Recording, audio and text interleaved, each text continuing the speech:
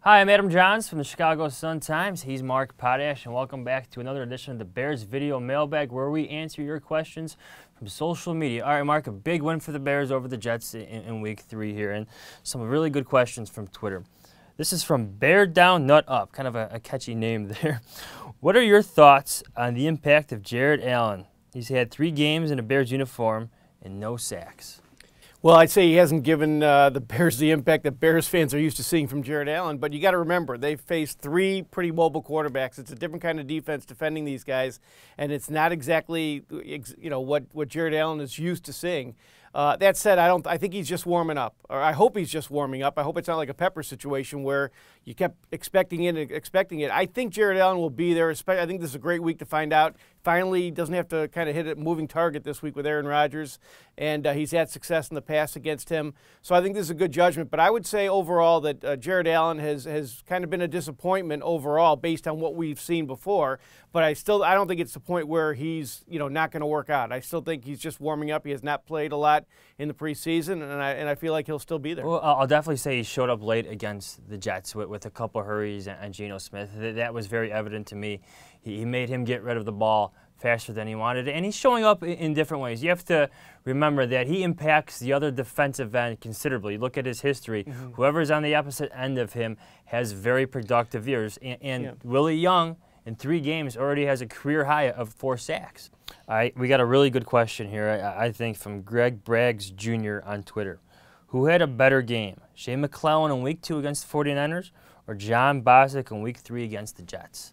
Well, it's all relative. I thought Shea McClellin made a bigger step, actually, in Week 2 because he has so far to come as a linebacker that I was intrigued by how good he could be if he stayed at it. That said, John Bostic's a better linebacker than Shea McClellin. That's all there is to it. He's better in pass coverage.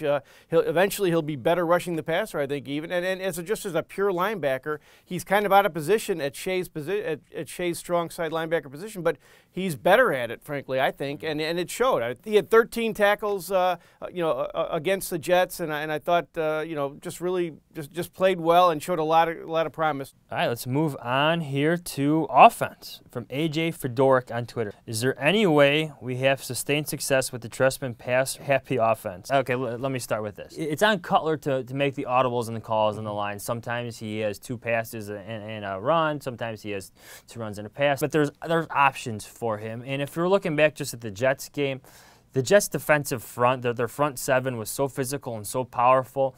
And they stacked the box, and they dared the Bears receivers. They dared Jay Cutler to pass. And Jay Cutler, if he's got man-to-man coverage with Brandon Marshall, Alshon Jeffrey, regardless of how hindered they are by injuries, he's going to go to those guys and throw the ball. He'll get the pass protection keys right. He'll get those down, and he'll throw the ball to those guys. Yeah, I think it's a really appropriate question coming off of the game against the Jets, because when a team is really strong on the line, the Bears are just not at the point yet where they can kind of impose their will on a team, especially in the run game. So that's what's keeping them from really maxing out, because when you can't do that, then you can't throw the ball downfield as much as you wanted to. You're just not in that rhythm. I think they have the chance with their offensive line to get there eventually, but it might not be till year 3 or year 4 of this offense, frankly. All right, here's a different question from Carr Greenfeld on Twitter. If there is one player who needs to step up to expectations, who is it? In my mind, I'm going to go with Alshon Jeffrey. I know he's been hindered by a hamstring injury, but I think everybody was expecting big things from Week 1, leaping catches over defenders, and I think maybe defenses are approaching him differently, whether they're really jamming him on the line of scrimmage or just maybe dropping in cover 3 and eliminating some of those deep pass routes that he has. I know he has a hamstring injury.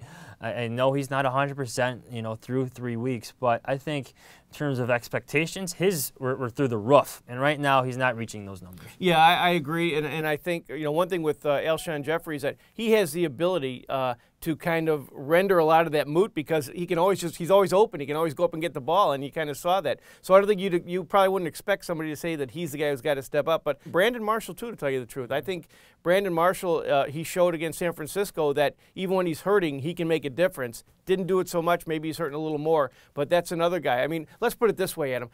this team, the leaders on this team, offensively and defensively, have to step up and carry this team into the playoffs until some of the younger guys like Fuller can kind of take take over. And I don't see that happening, at least not till the end of the year, if not next year. So really, I would put it on almost every veteran player. Jared Allen, that's another one. You know, Lamar Houston, I don't think he has been had quite the impact. Lance Briggs. Lance Briggs is another one. So I guess the point would be every key player, everybody at the top of the salary scale has to kind of step up and carry this team. Jay Cutler too. All right, we'll end it there. Thanks for watching this edition of the Bears Video Mailbag. He's Mark Potash. I'm Adam Johns. Be sure to tweet us your questions. Thanks for watching.